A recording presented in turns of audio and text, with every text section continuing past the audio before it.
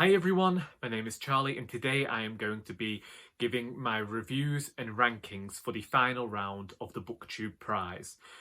The Booktube Prize is exactly what it says on the tin, where a group of booktubers and outliers, commenters, Instagrammers, that sort of thing, we all come together and from a selection of books we whittle them down until we find out just what we believe is the best book of the last year. This is the second year of the prize, so this is the first year of me judging it, and I will talk about my experience as a judge later on.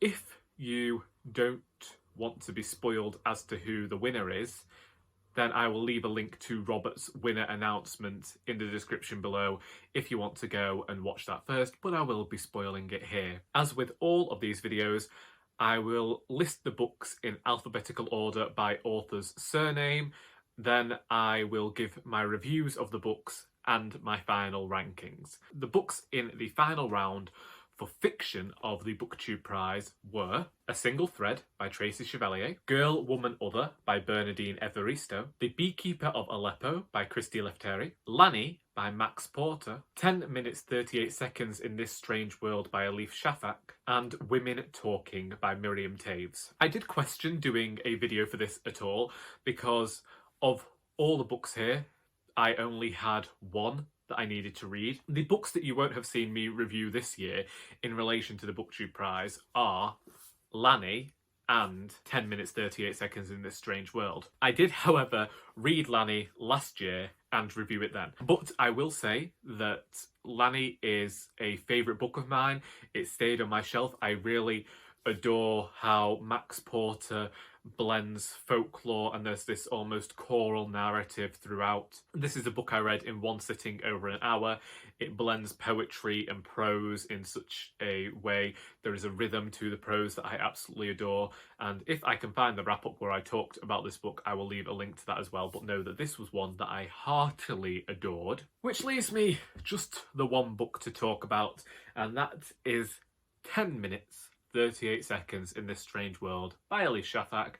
This woman called Tequila Layla is dying, and the 10 minutes 38 seconds relates to the period of her body shutting down, and we follow her in the first part of this story as her body dies, as she dies, and certain parts of her life flash before her eyes to reveal to the reader just how she happened to end up in such a way where she is, and I believe she's in some dustbin in a back alley somewhere. This book works extremely well because it's short vignettes that work together to jigsaw the pieces of the character's life for us to formulate our own ideas of what the society is like in the world in which she's living, how society perceives certain types of people, how she came to be in such a situation, and it's also written in such a fashion that there is some really beautiful prose within here.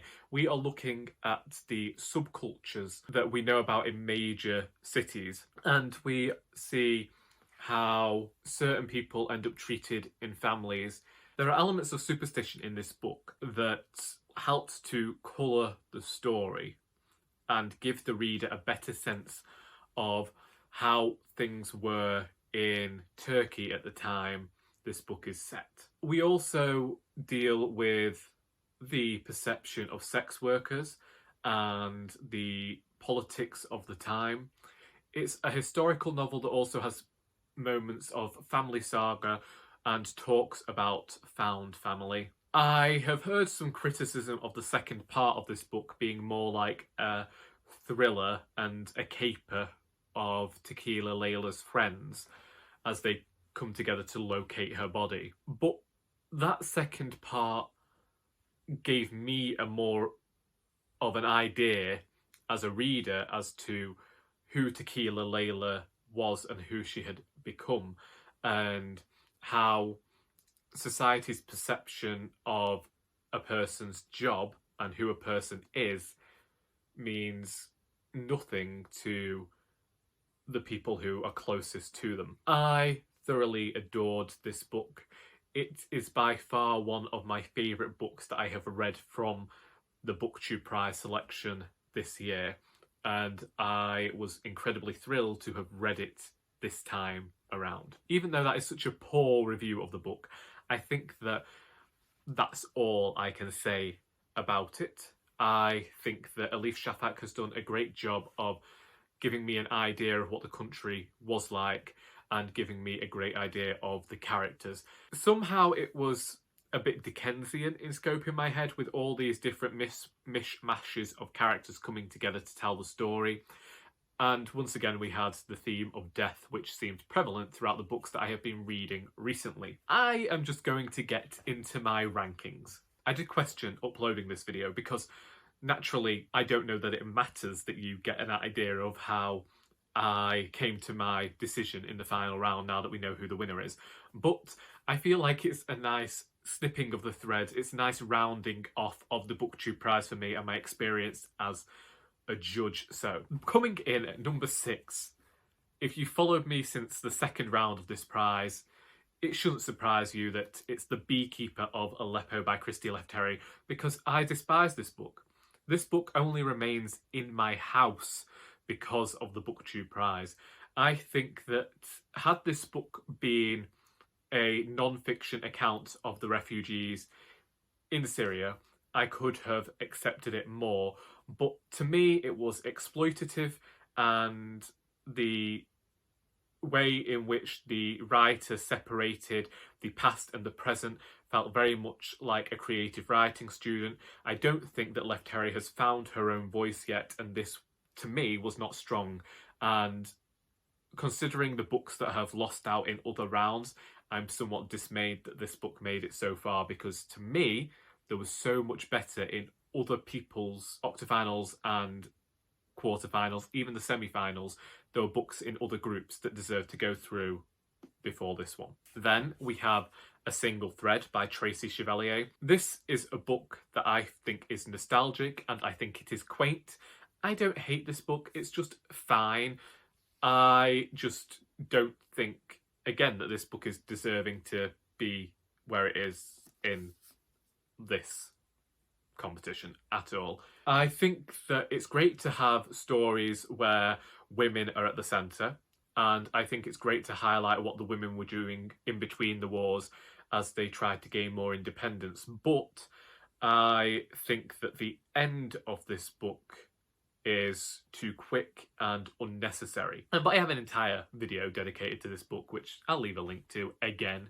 And then we come to 4 books that I actually love and really struggled to figure out how to place them. When I get to a certain book, I will discuss the struggle more. But coming in at number 4 was Lanny by Max Porter. Despite the fact that I might have liked this book more than others, I had something of a judge's head on, and I was able to recognise why this might not appeal to tons of different people. And the more I thought about this book, whilst I thoroughly adore this book, and it does a lot for me, I think that it misses the mark for too many other people, if that makes sense. And maybe that shouldn't have come into my judging, but it did. And I felt in the end that it didn't do enough, and that it might work well on stage as a stage play, but in terms of a book, a novel, maybe it falls short of the mark a bit. We move into my top 3. At number 3, we have Girl, Woman, Other by Bernardine Evaristo. If I could show you how many times I actually wrote and rewrote this top 3, I would have too much paper to show on screen, because I could not decide where to rank these next 3 books. I think all of them are deserving of being the winner of this prize. Girl, Woman, Other is a book that when I first read it a few months ago, I didn't appreciate what Evaristo was doing. Then I read Mr Loverman, and I began to discuss this book more with people, and the more I discussed it, the more enthusiastic I became about the book, and the more I began to recognise that maybe the thoughts I had when I first read it are valid. I needed more time away from the book to properly formulate my thoughts about it, and I think that being excited enough to reread the book gives some sense of it. And I was unable to donate this book to the charity shop. Usually I get rid of the books I didn't like or I think were just good, but there was something about this that meant that it stayed here, and that I think that I still haven't finished with this book or its author. And then we have Women Talking by Miriam Toews. This might come as something of a surprise because in the first round of the Booktube Prize, the octafinals, I ranked this at number 6. This was right at the bottom of the list, and I remember saying that Women Talking was all this book was, and it goes no further than that. Yet, there is something about this book that has haunted me since I first read it. I know that it's the first book that I read for the Booktube Prize. I remember seeing this book go through and having it been at the bottom, and Sarah from Hardcover Hearts contacted me and gave me more context about this book. What happened was that I chose to reread the book in August, that the book is just women talking. It's just over 200 pages of these women in this Mennonite colony philosophizing about what has happened to them. But the idea of this book not being in the final 3 didn't sit right with me. Like I say, it haunted me, and the characters have stuck in my head and lingered since February. Which again is incredibly strange because it really... I thought I'd be getting rid of that book. Which means that in the number 1 spot for me in the final round of the Booktube Prize, I placed 10 minutes 38 seconds in This Strange World by Elif Shafak. Like I say, it could have been any of these 3 books, really. This one I placed at number 1 because I had the immediate reaction that I was loving this book. I suppose I am a bit macabre in that I do kind of have something of the liking of reading books about death. So the fact that this book did that, and the fact that it was more creative and I was learning more about the world, and I liked this tale of found family, and I liked the final bit, the almost supernatural elements that were there, the superstition that was there. I like all of that in a book.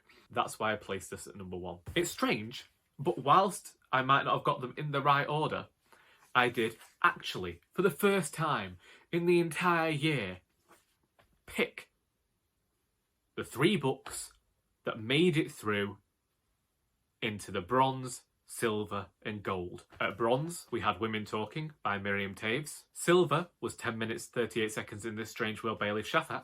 And the winner, coming in gold, was Girl, Woman, Other by Bernardine Evaristo. And do you want to know something? I am thrilled by this turn of events. I immediately messaged Sarah over at Hardcover Hearts as soon as I heard the news. I felt like she was the only person who would know what a struggle it has been for me this year, feeling like I wasn't good enough as a judge and feeling like good books were losing out. And I admit I'm still somewhat upset that certain books lost out this year. They weren't in my round, but I would have liked to have seen other books in this final 6 just to shed more awareness about them. But ultimately I am happy with who we all ended up choosing as a winner, and I think that it's well deserved.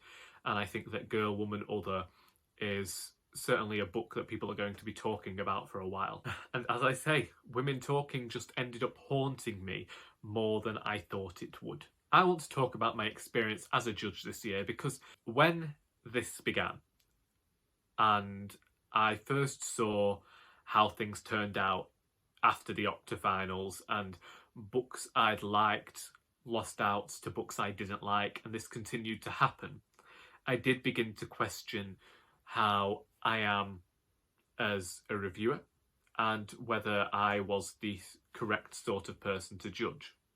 I did eventually have this epiphany moment where I thought competitions need people like me on the judges panel to give those contrary opinions, because it evens everything out. It did perhaps monopolise my reading a bit. Some of the books I read without them being part of the Booktube Prize, reviewed them without them being part of the Booktube Prize, and then they just happened to fall into the categories that I was ranking and reviewing, so that worked out well for me. I am still not over my quarterfinals or my octafinals, which were just absolutely ram-jammed full of books that I despised. Saying that, I have kept Such a Fun Age by Kylie Reid and Women Talking, and they were both in my octafinals. Let's not talk about the quarterfinals at all, because Lord was I dismayed by that one. The semi-finals, things got slightly better.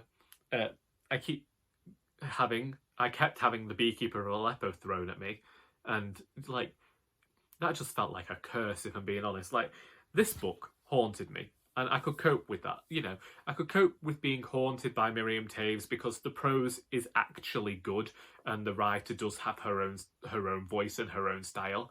Whilst it might not read like the minutes that it supposedly is written as, it's still okay. There is nothing redeeming to me about the Beekeeper of Aleppo. So the fact that it kept getting thrown at me, I thought was just some sort of sod's law, if I'm being perfectly honest. I have actually ended up having something of the alright time being a judge. And I still haven't signed up to be a judge next year because I was excited waiting to see who would win, because I really liked the final 6 books, and I thought that having 4 out of the 6 as books that I really enjoyed and want to keep was just great. That's the sort of fraction I like. I'm still trying to figure out whether I'm a judgmental enough person. I think I am.